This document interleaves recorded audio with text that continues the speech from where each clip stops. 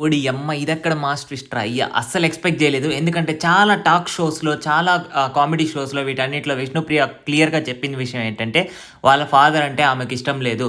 వాళ్ళ ఫాదర్‌తో ఆమె మాట్లాడట్లేదు అని చెప్పనేసి రీసెంట్‌గా 'బిగ్ బాస్' హౌస్‌లో గూడా ఈ డిస్కషన్ అయితే వచ్చి దాని గురించి మాట్లాడారు. బట్ అన్‌ఎక్స్‌పెక్టెడ్‌గా 'బిగ్ బాస్' అయితే వాళ్ళ ఫాదర్‌నే తీసుకొనొచ్చారు. అస్సలు ఎక్స్‌పెక్ట్ జేయలేదు.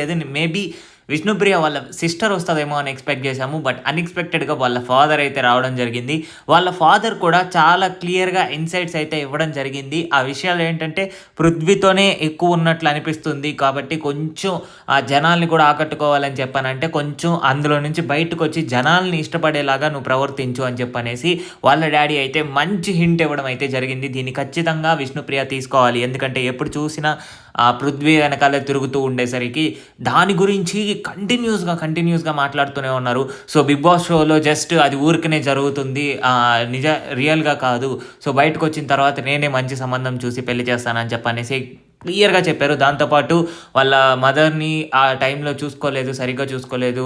తర్వాత విష్ణుప్రియ వాళ్ళ దగ్గరికి వెళ్ళలేదు అని చెప్పనేసి దానికి ఇంత పెద్ద రియాలిటీ షోలోకొచ్చి క్షమాపణ అయితే కోరుకున్నారు. దీనికి మన విష్ణుప్రియ రియాక్ట్ అయిన విధానం నాకు చాలా బాగా నచ్చింది. ఎందుకంటే టూ మచ్ ఎమోషనల్ అవ్వకుండా ఎమోషన్స్ అన్నిటిని బాగా కంట్రోల్ చేసుకొని అదంతా ఎందుకులే అని చెప్పనేసి సరదాగా ఆ మ్యాటర్‌ని అలా తప్పిచ్చేసింది. బట్ 'టేస్టీ తేజకి' మరియు విష్ణుప్రియ వాళ్ళ ఫాదర్‌కి మధ్యలో జరిగిన కాన్వర్జేషన్ కూడా నాకు చాలా బాగా నచ్చింది. సో, మరిన్ని 'బిగ్ బాస్' అప్డేట్స్ కోసం మన ఛానెల్‌ని సబ్స్క్రైబ్ చేసుకోండి.